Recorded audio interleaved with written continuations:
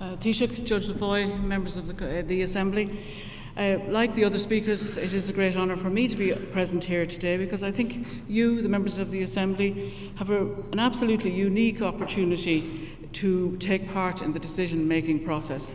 My task today is to speak about some key decisions that I believe will have to be made in the future. Maurice has covered the last 100 years. I don't propose to cover the next 100. But however, I will speak about some of those key decisions. But my main focus actually will not be on the issues themselves, but rather on how citizens can be involved in the decision-making process and, more importantly, can be more deeply involved than they are at present. As citizens, we are all involved in decision-making in numerous ways and at several levels. We are involved when we vote in elections and referendums. We are involved when we argue or lobby for changes as individuals or as members of campaigning groups. We may join political parties. We may avail of opportunities to take part in public consultation processes. We are also involved at much lower levels when we take part in our own communities. You may not consider it in this light, but if you contribute to your local community, you are actually involved in making a decision about what sort of community and society you want. Now, there are many citizens who opt out of the opportunities to participate in decision-making. I think the reasons for this have not been adequately analysed. It could be simply inertia, which Maurice has already mentioned. It could be indifference or apathy. It could be lack of self-confidence, or it could be that they consider that their voices will not be heard, that they will not be heard above the din of other people's voices, or that they will not make a difference. I believe it's important to encourage and enable all citizens to become involved. This requires effort on the part of the institutions of the state and on the part of citizens. Sometimes I think it's necessary to state what may be obvious, and it seems to me that citizens' involvement in key decisions requires, first, that citizens know when and in what context key decisions are being made, and second, that citizens take an interest in those decisions and in the processes by which the decisions are made. This means that there's an obligation on decision makers to keep citizens informed, and there's an obligation on citizens to be informed. Ideally, we would all ensure that we are well informed about the issues, we would always exercise our votes, and we would always take part in consultation processes. Very many people, I think, consider that decisions are made by the state. And when people talk about the state, what they mainly mean actually is the apparatus of government, the decision makers in government and the public service. This remote state is often seen as being very separate from people.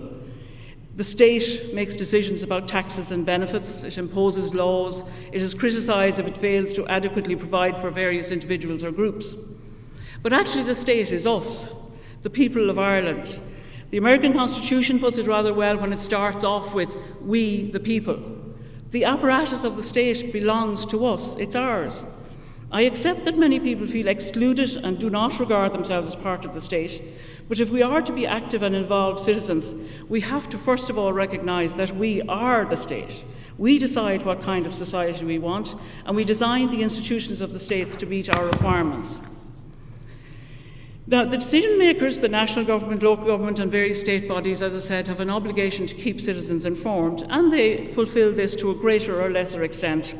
The quality and accessibility of information provided by the various state bodies varies considerably. Freedom of information legislation does provide a mechanism by which people can access further information, but there is a need for accurate, clearly expressed information to be provided.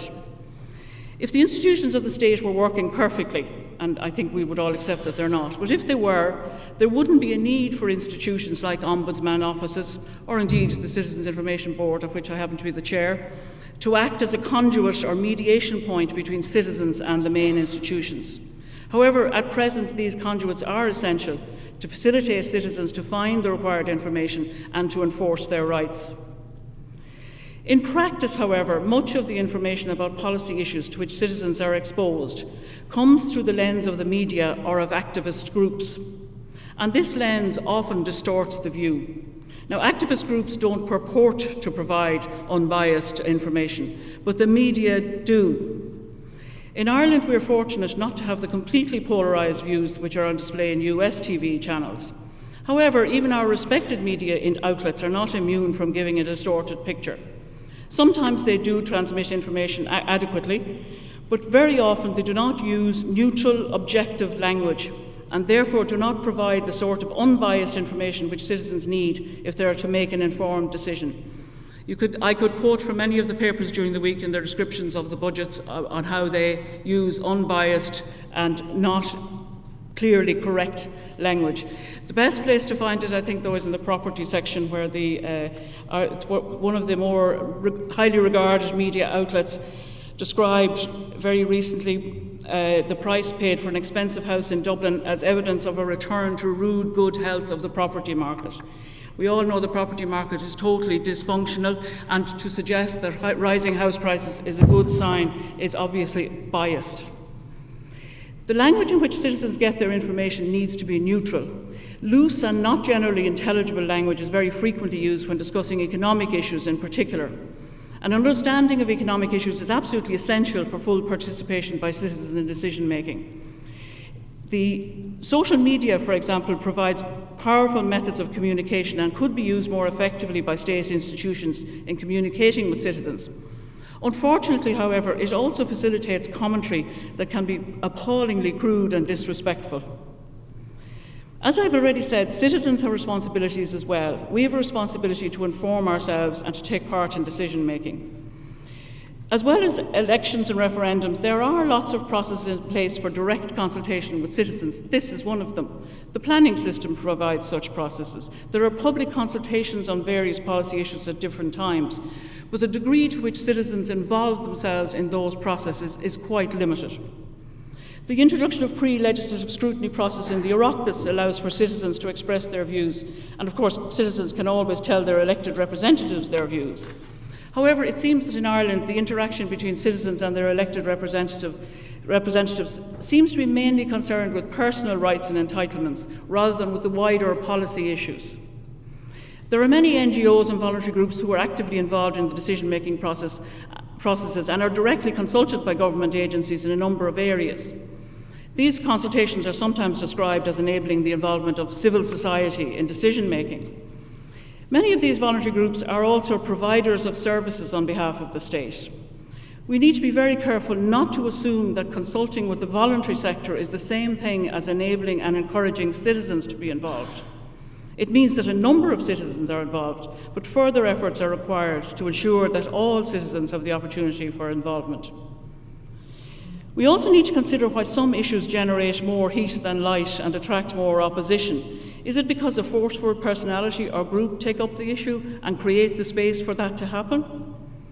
Now, I don't propose to express any view on the appropriateness or otherwise of direct water charges as distinct from charging water through the taxation system, but it is interesting to ask why the introduction of direct water charges generated such a level of opposition when the Public Service Obligation Levy, which is designed to fund renewable energy generation, failed to elicit even a moderate level of opposition. It is also a direct charge on consumers. It could, like water, be financed from general taxation. It increased by 23% on the 1st of October this year, and I'm not aware of any public protest about it. Again, I'm not making any commentary on its appropriateness or otherwise. I'm merely drawing attention to the fact that it so closely resembles water charges and yet has not given rise to the sort of opposition that water charges did. We also need to ask why citizens are not well informed on issues that do or will directly affect them. For example, how much awareness do we, the citizens of Ireland, have of the commitments made by our governments in the international areas of the EU and the UN? Do people generally subscribe to, for example, the Millennium Development Goals, the various UN conventions, the Sustainable Development Goals, the 2030 Agenda? How many people in Ireland have heard of all of these things? Yet these are areas in which our government has given commitments on our behalf. There was a survey carried out in the UK in September 2015 which discovered that only 4% of the UK public had ever heard of the Millennium Development Goals. I'm not aware of a similar survey in Ireland, but I suspect that there will be a somewhat similar response. Now, move on now to some of the key decisions that we have to face, and it's obviously very risky to foretell what the key decisions will be, even in the near future. It can also be difficult to pinpoint when exactly major decisions are made. We know when we have a referendum we make the final decision on an issue, but how did it ever get onto the agenda? Citizens need to be involved from the point of consideration of the issue right up to the point of decision. And one key decision I think that we have to decide is to what degree should the state provide for individuals? I've already made the point that we are the state. But if there is a consensus that we, the people, should contribute to the costs of certain activities and services, then how is the dividing line divided? Who decides? How do we assess people's ability to look after themselves?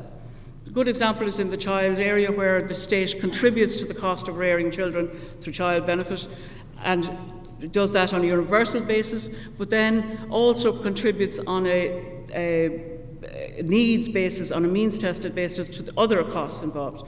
Is that a right response from the state?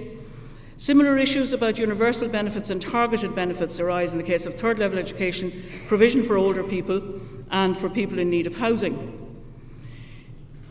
While citizens have a right and a duty indeed to be involved in these decisions, it must be said that there's also a very practical reason for our involvement. The consequences of a decision that the state should provide means that we, the people, must then contribute in taxes to pay for that decision. So it is important that we are involved in all of it. One of the issues which this Assembly will have to deal with is the question of the ageing population. And the fact that people are living longer and living healthily for longer is a triumph for human development. There are challenges certainly, but there are enormous opportunities. So it's important that it be seen as a triumph and not as a huge problem.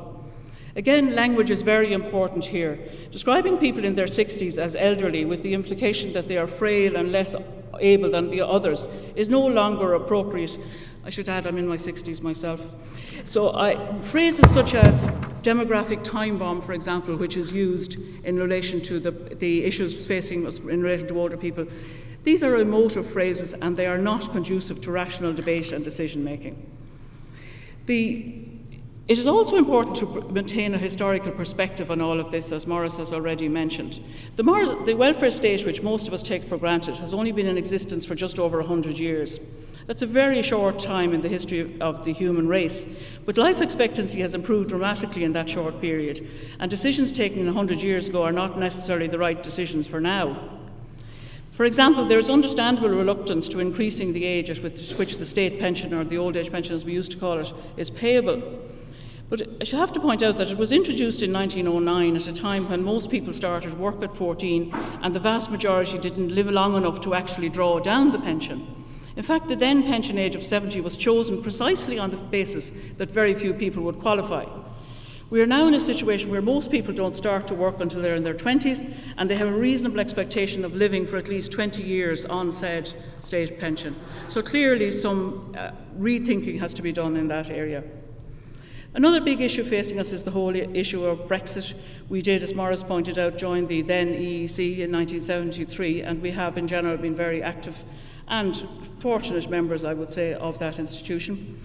But the negotiations which will take place between the UK and the other member states of the EU over the next few years are going to be very important for us.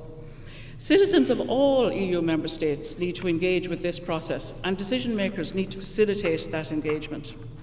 Again, with looking at a bit of historical perspective, the EU is a very recent institution, and over the centuries of known human activity, there have been many alliances, some obviously more successful than others. The EU differs somewhat in that it is a deeper alliance, and the member states have voluntarily transferred certain decision-making powers to the EU institutions. It is clear that citizens' knowledge of how the EU operates is chronically bad. It may be somewhat better in Ireland than in the UK, but it is still very poor in Ireland. The institutional structure of the EU is complex, but it is understandable with a little effort, and I'm afraid citizens are going to have to make that little effort to understand it. I recognise that efforts have been made by the EU institutions and by national governments to improve public knowledge, but these efforts have not been particularly successful. In the Brexit negotiations, we, the citizens of Ireland and the citizens of the other EU member states, need to know what is being discussed, what is being considered, and what the likely outcomes will be. Some outcomes, I recognise, are unforeseen and unintended, but citizens still need to be aware of the likely outcomes. I've no doubt that some governments will argue that the negotiations must be conducted in secret. I don't accept that this is so. Until this year, the Irish budgetary process was kept reasonably secret, apart from leaks, of course. But this year it was totally open, and Were there any bad effects from that? No. The secrecy was not necessary. Finally, I hope that you will have really robust discussion and debates on all of these issues. I have to say, however, that we can debate robustly without descending to the disrespectful, derogatory, crude and personalised invective that we are currently seeing in the United States, and I sincerely hope that your deliberations will not be marked by any of that. Thank you very much.